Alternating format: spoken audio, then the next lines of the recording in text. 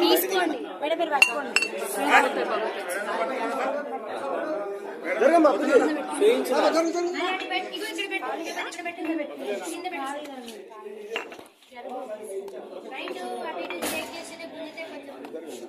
జరగమ్మా ఒకటే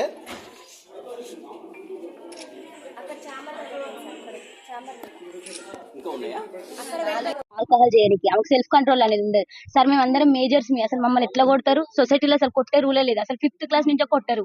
మేము degree students sir. Already మాకు ఆ స్టేజ్ అయిపోయింది. మేము అందరం మేజర్స్, అందరికి ఓటాకు ఉంది. ఆమె అట్లా ఎట్లా కొడతారు సార్? ఇంకోటి మళ్ళీ మా పేరెంట్స్ కూడా రెస్పెక్ట్ అనేది అసలు ఇయ్యదు.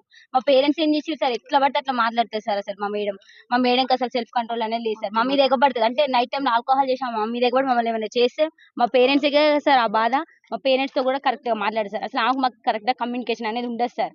మీరు ఆల్కహాల్ ఏసీటీ మేడం ఆమెకు బాగా సపోర్ట్ సార్. మేము నైటే పట్టుకున్నాం, అందుకనే ఇంత దాకా రావాల్సి వచ్చింది సార్.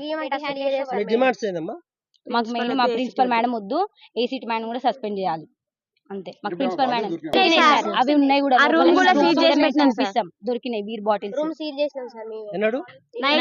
నిన్న నైట్ అసలు పడుకోలేదు సార్. ఏం జరుగుతుందో అని చాలా భయంతో అసలు పడుకోలేదు. ఎవరు క్యాంపస్ మొత్తం ఒక్కరు కూడా పడుకోలేదు. అందరం భయపడుతున్నాం సార్. నెక్స్ట్ ఏం జరుగుతుందో అని వాళ్ళ కొడుకు వచ్చి ఇక్కడ ఉన్నాడు సార్. అంటే వాళ్ళ కొడుకు వచ్చినప్పుడల్లా మేము చాలా అన్కంఫర్ట్ గా ఫీల్ అయినాం సార్. మేము అందరం ఆడపిల్లలేం సార్. షార్ట్స్ వేసుకుంటాం, ఇంకెట్లనే ఉంటాం సార్. మేము కాలేజ్ లో ఉంటున్నాం, హాస్టల్ అంటే కాలేజ్ టైం అయిపోయిన తర్వాత హాస్టల్. మేము అందరం డ్రెస్ చేంజ్ చేసుకుంటాం, కానీ మేము చాలా అన్కంఫర్ట్ గా ఫీల్ అయినాం సార్. వాళ్ళ కొడుకు వచ్చి 5 days 6 days 1 week వరకు ఉన్నారు సార్.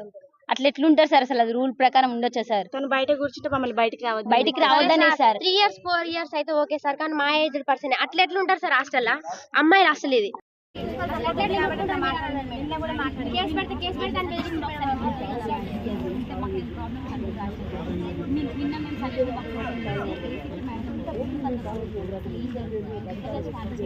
చాలా మంది రాశారు మేడం, చాలా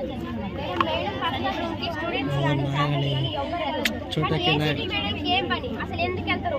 మేడం పర్మిషన్ లేకుండా ఆమె ఆబ్సెన్స్ లో ఉన్నా అయినా కూడా అసలు అట్లా రూమ్ ఓపెన్ చేస్తారు.